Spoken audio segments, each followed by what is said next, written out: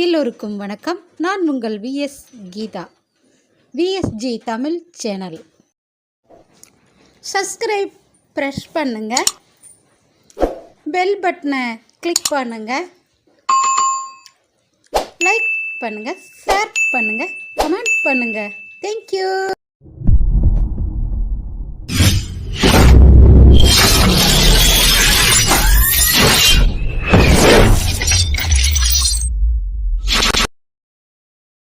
எல்லோருக்கும் வணக்கம். நான் உங்கள் விஎஸ் கீதா பேசுகிறேன். அன்பே பலம் மனிதமே துணை, அவளும் கவிதையும் 3 பாகம் 23 நம்ம கேட்டோம். இந்த மாதிரி பெரிய மருமக சொல்லியிருக்காங்க. பெரிய மருமகன் என்கிட்ட ஒரு வார்த்தை சொல்லலை அப்படின்னு கொஞ்சம் ஃபீல் பண்ணி வருத்தமாக சொல்கிறாங்க. சின்ன மருமக ஏக்கா அது முக்கியமா, அவங்க குணமாகிறது முக்கியமா அப்படின்னெல்லாம் கேட்டாங்க. ராஜம்மா அவங்க அக்காவோட கொழுந்தன் ராஜம்மாவை கட்டிக்கிறேன்னு சொல்லி ரொம்ப உரிமையாக அடித்து எல்லாம் இது காயம் பண்ணி அவங்க ஆஸ்பத்திரி போயிட்டு அப்புறம் கோயிலுக்கு போகிறதா கேட்டோம். நரேந்திரன் என்ன பண்ண போகிறாரு, ஏது பண்ண போகிறாரு அப்படிங்கிறத நம்ம இந்த காணொலியில் கேட்போம். உங்களோடு சேர்ந்து நானும் கேட்கிறேன். நன்றி. நரேந்திரன் அவங்க வளர்ப்பப்பா வீட்டுல அவங்க எல்லாரும் பேசிட்டு இருக்காங்க. தோட்டக்காராயாவும் நின்னு தோட்ட வேலைய பாக்குறாரு.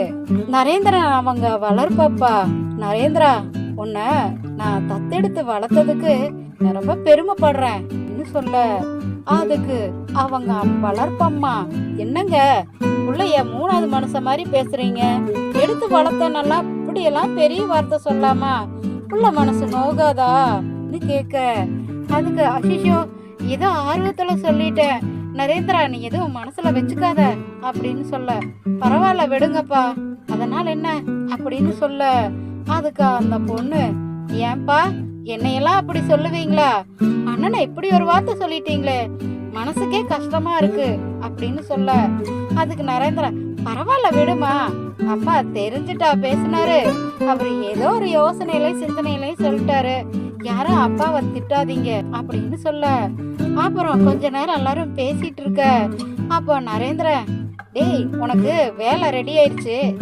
ஃபார்மெல்லாம் எழுதி கையெழுத்து போட்டாச்சு, நான் என்னோட பக்கம் எல்லாம் அனுப்பிச்சிட்டேன், மற்றதெல்லாம் நீ பார்த்து அனுப்பிச்சு இது பண்ணிக்க, ஆனா உனக்கு 10 நாள்ல வேலை கன்ஃபார்ம் அப்படின்னு சொல்ல, அதுக்கு அப்ப அவங்க வளர்ப்போம்மா, அச்சிச்சோ நரேந்திரா, வேலைய நீ ராஜினாமா பண்ணிட்டா அப்புறம் உனக்கு வேலையெல்லாம் என்ன பண்றது, கல்யாணத்துக்கு வேற ரெடியா இருக்க, பொண்ணுகிட்ட என்னன்னு சொல்றது பொண்ணு வீட்டுல அப்படின்னு சொல்ல, பாத்துக்கலாமா, நான் தான் நிறைய கைவசம் நிறைய தொழில் வச்சிருக்கல, இருந்தாலும் அரசாங்க வேலையை விடக்கூடாதுல்ல, அதுக்கு என்னம்மா, தம்பி ஆசைப்பட்டுட்டான், தம்பிக்காக அப்புறம் வேலை இருக்கணும்ல அப்படின்னு சொல்ல, அதுக்கு அவங்க தங்கச்சி, அண்ணனுக்கு இருக்கிற பெருந்தன்மை யாருக்காச்சும் வருமா, எனக்கு பசிக்குது, எல்லாரும் வந்தீங்கன்னா சாப்பிடலாம், நரேந்திரனா நீங்களும் வாங்கண்ணா அப்படின்னு சொல்ல, நரேந்திரனின் திருப்பூர் ஏஞ்சல் ஆர்கெஸ்ட்ராவுடைய மேனேஜர் லேடி பேசுறாங்க.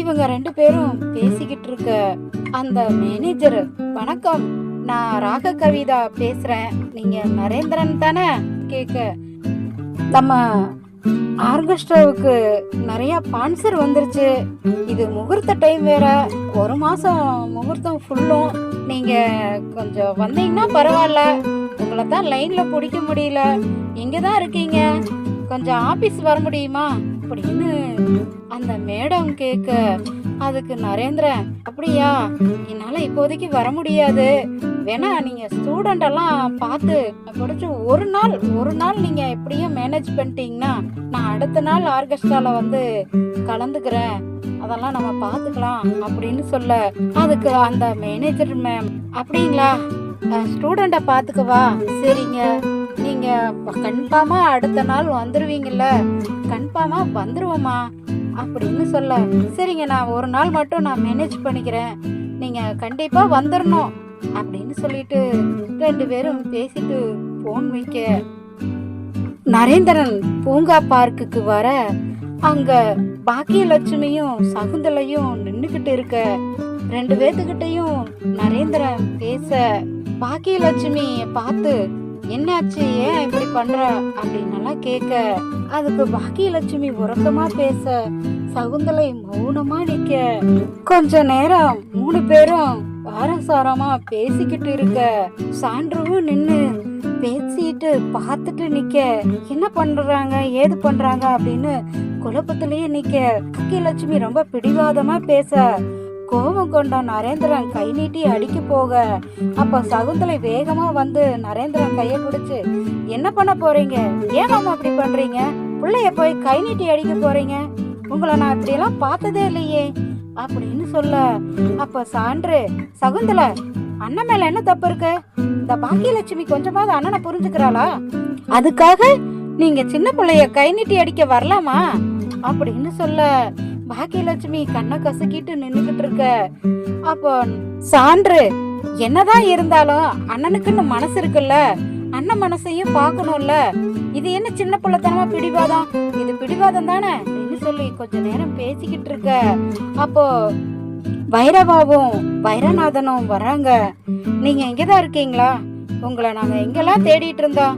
சான்று, நீ கல்யாண மாப்பிள்ள, நாளைக்கு நாளான்னைக்குள்ள உனக்கு கல்யாணம் வந்துருச்சு, நிறைய வேலை இருக்கும், நீ எங்கேயும் சுத்த வேண்டாம், வீட்டுக்கு போ. நரேந்திரா, உங்ககிட்ட முக்கியமா பேசணும், நீ கொஞ்சம் சீக்கிரம் வரியா, வா, முக்கியமா ஒரு இடத்துக்கு போகணும் அப்படின்னு சொல்லி கூட்டிட்டு போக. அப்போ பாக்கியலட்சுமியும் சகுந்தலையும் கொஞ்ச நேரம் பேசிக்கிட்டு இருக்க. சான்று நின்னு பார்த்துக்கிட்டு நிக்க. நன்றி, வணக்கம். நான் உங்கள் VS கீதா. அன்பே பலம், மனிதமே துணை. அவளும் கவிதையும் 3 பாகம் 25 நாம் கேட்போம். நன்றி.